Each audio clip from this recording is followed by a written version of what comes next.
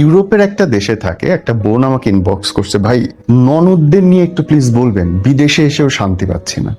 আমি কিছুক্ষণ প্রথমে আসলাম, পরে আমি পুরো এসএমএসটা পড়লাম এবং পড়ার পরে আমার মাথা বাজ পড়ার মতো অবস্থা। ভদ্রমহিলা থাকেন বিদেশে এবং তার ননদ থাকে দেশে, মফস্বল শহরে।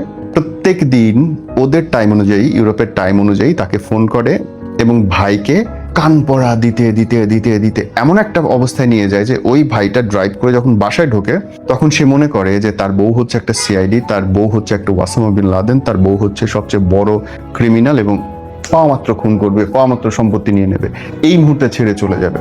আমি এরকম বোন খুব কম দেখেছি যে ভাইয়ের সংসার সুখী যায়, খুব কম দেখেছি, প্রায় শূন্যের কোঠায়। এটা বোনদের দোষ না, কিন্তু হয় কি বোন এবং মা খুব ইনসিকিউর হয়ে যায় যখন তার ভাই বা সন্তানটা বিয়ে করে।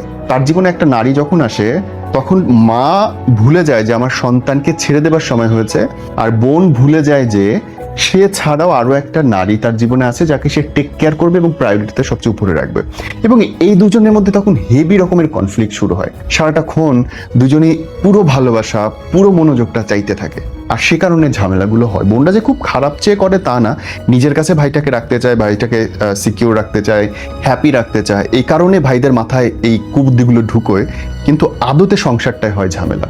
সমস্যাটা আসলে স্বামীদের। স্বামীরা যদি বোঝে আমার বোন কেন বলছে বা তার কথাগুলো আমি শুধু শুনবো, সেগুলো ইমপ্লিমেন্ট করব না, কিংবা তাকে একটা লেভেলে গিয়ে থামাতে হবে যে আমার সংসার নিয়ে তুমি কথা বলো না, তাহলে ঝামেলাটা হওয়ার কথা নেই। কিন্তু আমরা পুরুষরা চোখের টিনের পট্টি বাঁধা ভাই, সরি, আমরা আমাদের মা যা বলবে, বোন যা বলবে, ভাই যা বলবে, এর বাইরে দুনিয়া দেখতে পারি না।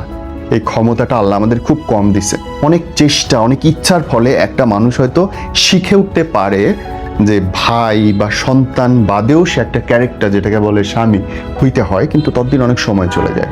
সুতরাং সেই সব হাজবেন্ডদের বলবো যার বোন আছে, দয়া করে আপনার সংসারের ব্যাপারে আপনার বোনকে কথা বলতে দিয়েন না।